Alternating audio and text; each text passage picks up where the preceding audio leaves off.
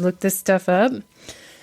So I'll just go through them quickly, or you guys can help. No, you guys help because I brought you all notes so that you can help too. Okay, we have notes. This one fascinated me. The first one, your brain does better creatively. It does better creative work when you're tired. I feel cranky when I'm tired. I don't want to think. No, I agree with you on that because I seem to get my juices are flowing when I'm in bed or it's nighttime or whatever. Yeah, and then you can't sleep. Yeah. Yeah, because you're not when you're more focused, when you're awake, when you're at your optimum, you can cancel out all the noise around you. But you don't. You let all those tangents and the distractions and stuff come in when you're sleepy. So I think that makes sense in some way. Yeah. Okay. Okay. The next one, exercise can improve your creativity. I agree with that. I do some of my best writing right after I ran. Really? Yeah, absolutely. Kind of clears. Absolutely. Yeah. I love this quote. This is the way it was explained in Psychology Today. Sweat is like WD-40 for your mind. It lubricates the rest. Lubricate. I know. She said lubricate. Carrie, where is your mind right now? Never mind. And I'm the one that lost it first. Jeez. It lubricates the rusty hinges of your brain and makes your thinking more fluid. So exercise definitely helps that. Mm-hmm.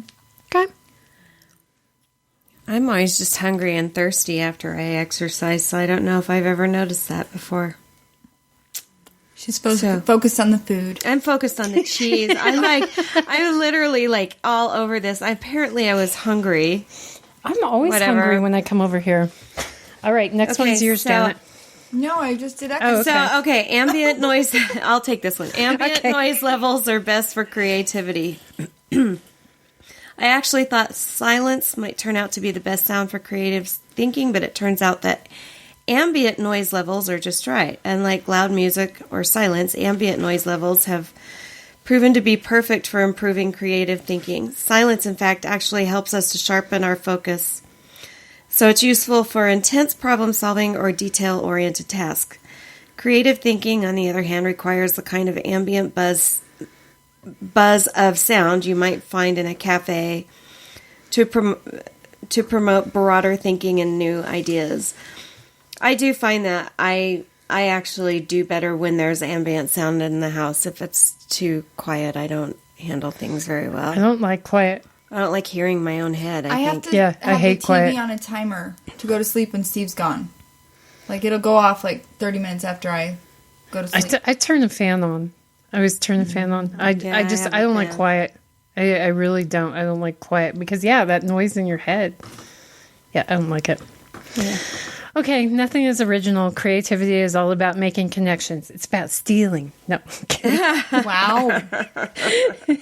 We'll just go with what Steve Jobs said. Creativity is just connecting things. When you ask creative people how they did something, they feel a little guilty because they didn't really do it. They just saw something. So it's like taking those ideas that people already put out there and then connecting them and putting, like what you were talking about with Beethoven. And why can I never think of that symphony band?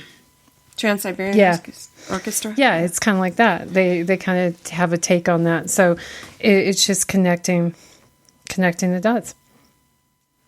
Blue and green can improve your performance on creative tasks. Color me surprised. Apparently, a brief glimpse of green can improve your creative performance. Another study actually shows that seeing red or blue can have different effects on our cognitive performance. Red helps us with detail-oriented tasks where we need to focus, whereas blue enhances creative performance. This doesn't necessarily mean you'll want to paint your office blue or green, but it's a helpful tip to keep in mind when you're working on a creative project or switching between different types of work. Okay, this is funny because this is part of what I was going to bring up. I don't know how it just all seemed to come together just right now. What was it? Okay, so I make really good guacamole. And everybody has begged me for my recipe and everything else. And I've had several people ask me to package it. So I've seriously been thinking about packaging my guacamole, and it goes into this blue and green, and I'm sitting here laughing because I'm thinking, my guacamole's green. But I seriously am thinking about packaging it and maybe selling it at farmers markets. So, I love that. So I'm serious. I mean, I'm like dead seriously thinking about doing this. Because you need more on that plate of yours. Yeah, right?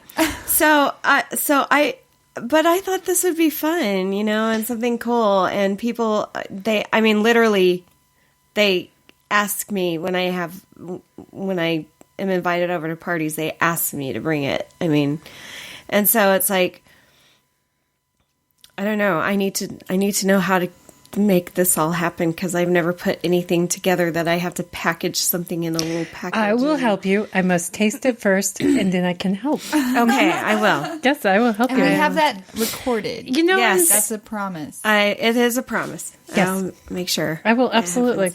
And your part of the country, you could have said, color me surprised, a whole lot different than you said it.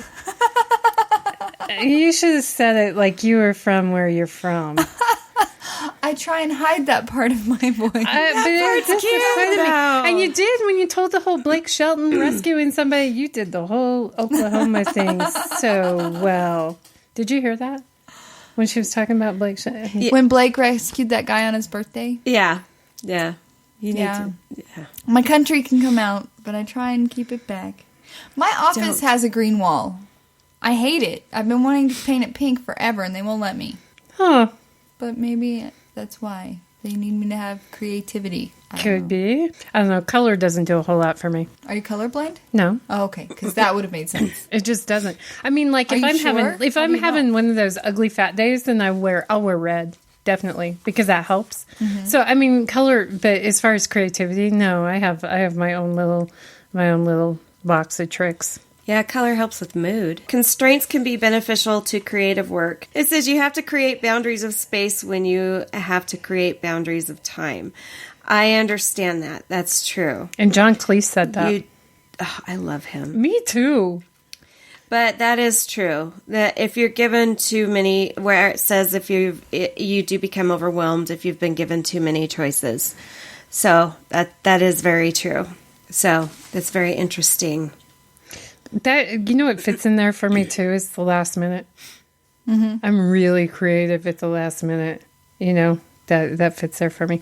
A messy desk can improve your creativity, and I will vouch for that because I'm like an incredibly clean person. You guys haven't been to my house before, but I'm an incredibly clean person. My desk and my car.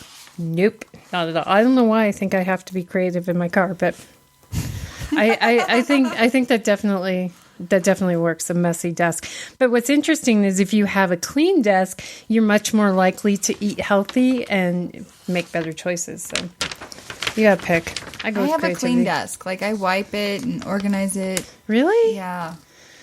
Yeah, I don't. And, you know, I share workspace. I share, like, this whole suite now with people because I don't have direct reports. Well, I have one direct report, but she doesn't actually report to me. You're someone's boss? Just a temp. Oh, that would be an awesome boss. I don't get her to do any stuff for me because she's utilized for a PhD. I need to start making her do stuff for me because I'm actually her boss. That would be awesome. Like, had to do a review and everything. Really? I would be I'm so not a micromanager. I'd be like, just do your stuff. Don't tell me about it. Just go do your stuff. I would be more like Toby. He like hazes his apprentices, so it's more like a hazing than anything else.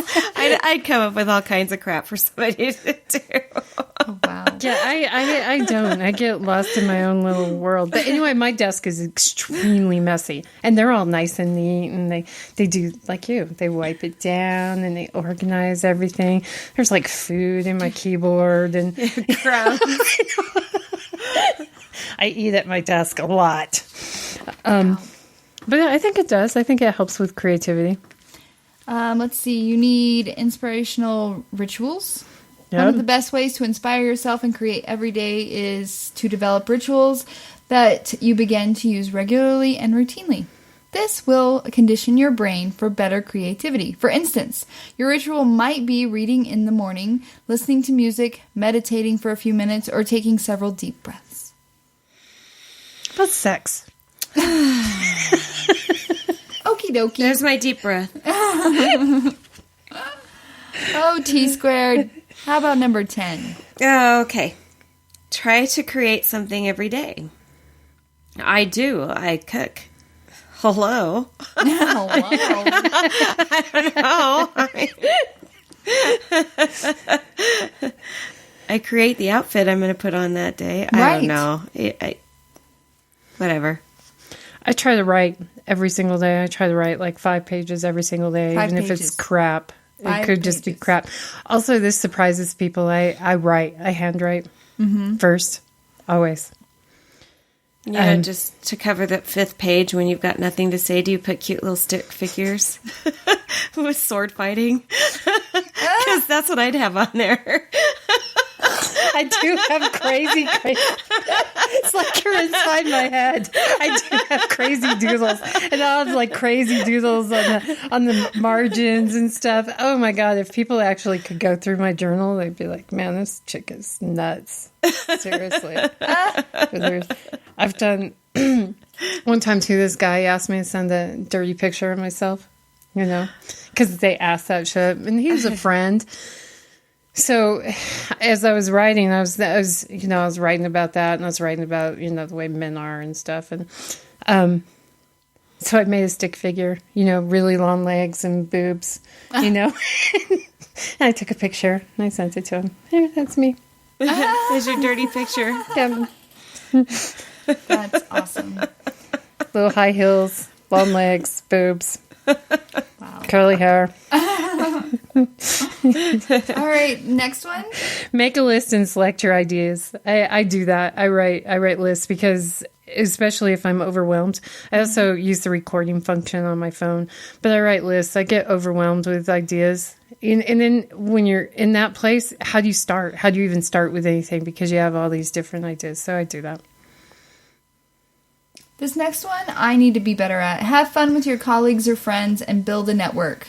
Like when it comes to work, when I get to the office, I have a hard time of getting away from my work.